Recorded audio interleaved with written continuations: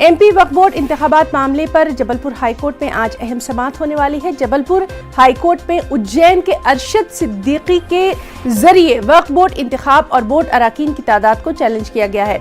Board के जरिए 7 रुकनी board की तश्कील को लेकर नोटिफिकेशन जारी किया गया था, जबकि अर्जीगुजार ने वक्फ एक्ट 1995 का हवाला देते हुए अदालत से 13 रुकनी बोर्ड बनाने का जवाब पेश किया है। वाज़ेह है कि मध्य प्रदेश वक्फ बोर्ड इंतखाब 4 साल बाद हाई कोर्ट के अहकाम से ही 30 जुलाई को होना तय किया गया था, लेकिन मामला फिर अदालत में जाने के बाद इसे मुलतवी कर दिया गया।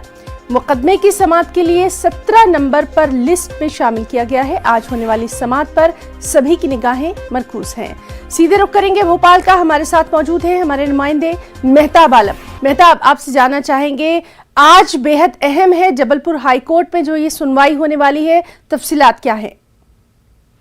ना यकीनन बहुत अहम मामला है, क्योंकि 4 साल बाद हाईकोर्ट के अहकाम से ही जो है इंतखाबात का ऐलान किया गया था। लेकिन बोर्ड के जरिया जो 7 रुकनी बोर्ड तश्कील देने का मामला है, क्योंकि 7 रुकनी बोर्ड जो है उन इलाकों में बनाया जाता है, जैसे अंडमान की हम बात कर सकते हैं, यूनियन टेरिटरीज की बात कर सकते हैं, लेकिन जो बड़ी स्टेट है जहाँ पर 15,000 से ज्यादा प्रॉपर्टी, वहाँ पर 7 रुकनी बोर्ड जो है कभी नहीं बनाया गया, क्योंकि 1954 से वक्फ एक्ट से बात करें और फिर मध्य प्रदेश में 12 मई 1961 को जो वक्फ बोर्ड बनाया गया, तो वहाँ पर देखें तो अब तक 13 रुकनी बोर्ड ही बनता रहा है। लेकिन इस बार जो है 7 रुकनी बोर्ड के पीछे की वजह यह है, क्योंकि हुकूमत को लगता है कि अगर हम 13 रुकनी बोर्ड बनाएंगे तो इसमें हम कामयाब नहीं हो पाएंगे, बल्कि कांग्रेस का बोर्ड बन जाएगा।